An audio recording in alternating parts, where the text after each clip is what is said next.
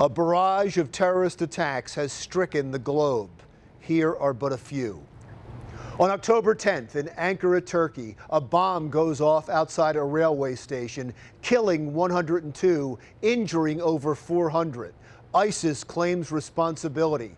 It is dubbed Turkey's 9/11. Then, on October 31st, a suicide bomber blows apart a Russian airliner over Egypt. All 224 people on board are killed. Again, it's ISIS. It is dubbed Russia's 9/11. And then in Paris, France, on November 13th, a series of coordinated attacks by gunmen and suicide bombers kills 130. 388 are injured. Again, it's ISIS. It is dubbed Paris's 9/11. Among the casualties of the terrorist attacks, it seems, is perspective. As fear grew, so too did hyperbole. You see, as awful as the recent attacks were, as evil as the terrorists were, nothing is as awful, nothing is as evil as what happened on September 11th, 2001. The media needs to stop using it as a reference. It compares to nothing. Maybe somehow time has eroded our memory of the day. Let me remind you. 3 airlines crashed on that day, used as weapons by 19 terrorists. Tens of billions of dollars of damage was done on that day as 2 of the world's most famous towers crumbled to the ground, and 2,996 people were killed. That is more than the last 20 terrorist attacks combined.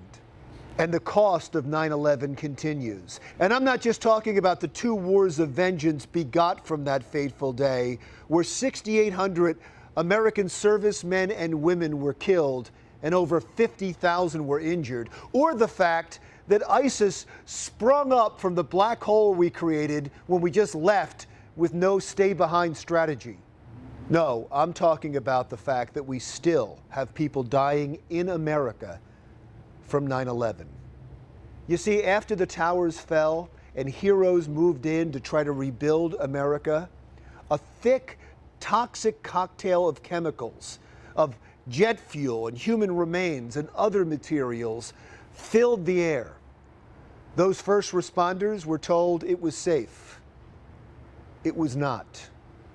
3,700 first responders who breathed in the deadly dust of that day have been diagnosed with cancer. Hundreds have withered away and died, many in their 40s.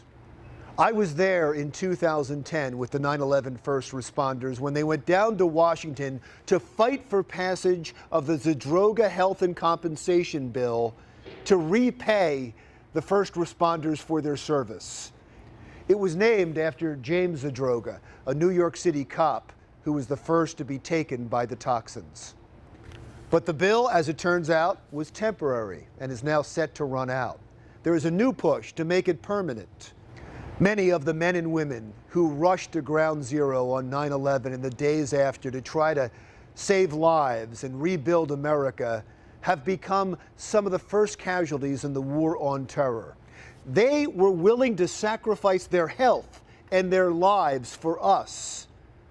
There is no way we can possibly repay them and their families, but we have to try. The vote is coming up soon, and in a campaign year where demagoguery holds currency over what is right, unfortunately, anything can happen. I do hope Congress can see through its own toxic cloud, because our future is at stake.